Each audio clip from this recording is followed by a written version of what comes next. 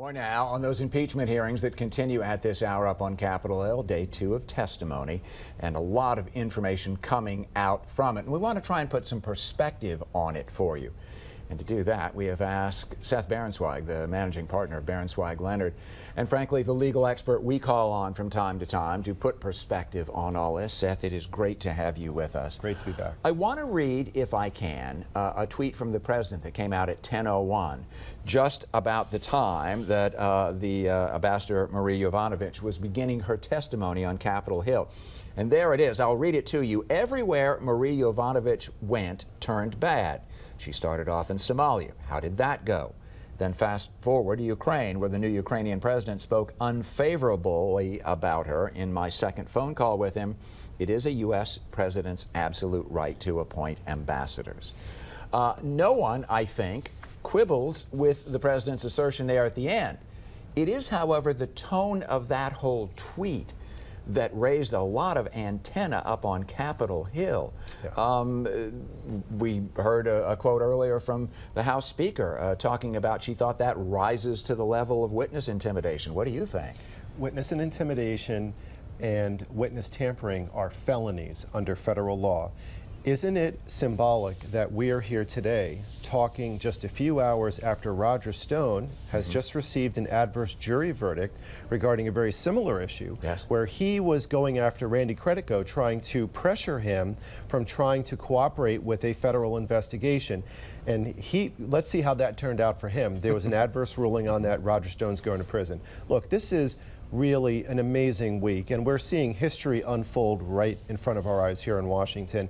These witnesses have been compelling, the facts have been concise, the direction towards the bribery aspect of the Constitution is clear, and the pathway is wide open.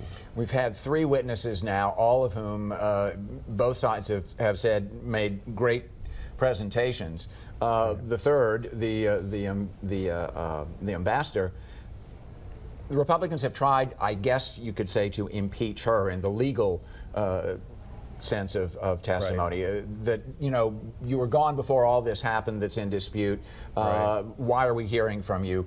Is that effective? I don't think it is. In a sense, there's a common denominator between that attack and what happened on Wednesday. A lot of the attack is to say you lack direct personal firsthand knowledge. Well, I would argue, first of all, that's not very effective because they're not saying that the underlying facts at issue in the case are in dispute. Everybody agrees on what the facts are, so who cares? But secondly, they do have direct personal firsthand information because they're getting information directly from people who they're speaking to. Marie Yovanovitch was told by her boss in Washington, you're getting kicked out. Keep an eye out for Rudy Giuliani. The folks that were testifying— He said, watch your back. Watch your back, exactly. And we know that Rudy was working with Lev Parnas, and ironically, he ended up in jail too just a couple of weeks ago. Also, we learned from Ambassador Taylor that one of his employees said that he directly heard Sondland talking with President Trump over the phone. So, as a matter of fact, in law, not convincing.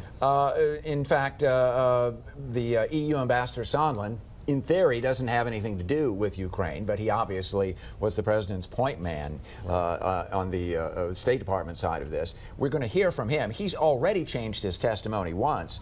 It occurs to me, after the first day of testimony, he may have some explaining to do about things that he said earlier in those closed-door sessions. Well, not only that, but I think that Sondland has a big problem because again, not trying to continue to bring in Roger Stone, but one of the things that he also was convicted of today was false statements to Congress under the Federal False Statements Act. Well, guess what we're talking about now? Ambassador Sondland allegedly making incorrect statements. He's corrected his testimony at least once.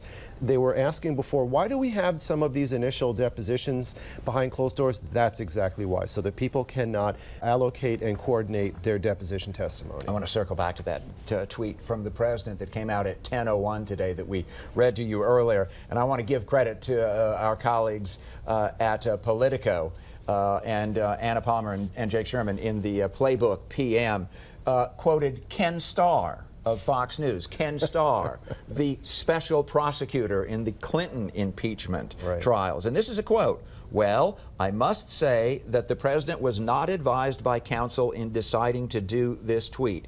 Extraordinarily poor judgment. And that's a quote from Ken Starr. Isn't it interesting that sometimes we talk about things during the Clinton era, and I think that the Clintons were sometimes generally attacked as being folks that somehow don't have to play by the same set of rules. Why is President Trump able to intimidate Marie Yovanovitch? Why is President Trump able to be intimidating these witnesses, sending out this information? You know, this is information and demonstrates the critical nature of the democratic fact-finding process that's going on in front of the House Intelligence Committee. So I think that the Democrats are doing a very good job. They're painting a very specific factual picture. I don't see a lot of specific headway by the Republicans. They have not yet found any kind of a disputed narrative, and it's heading right towards the constitutional violation. All of this goes back to something that you told me a while back, and we need to get this engraved and hang it up someplace. Right. If you have the law, you argue the law. If you have the facts, you argue the facts. And if you have neither, you just argue. There you go. We're seeing some of that, it seems to me. Seth Berenzweig joins us from time to time, and we really appreciate when he does, because he puts very complicated things into much easily understood bites, and we really appreciate it. Thanks so much. Always a pleasure.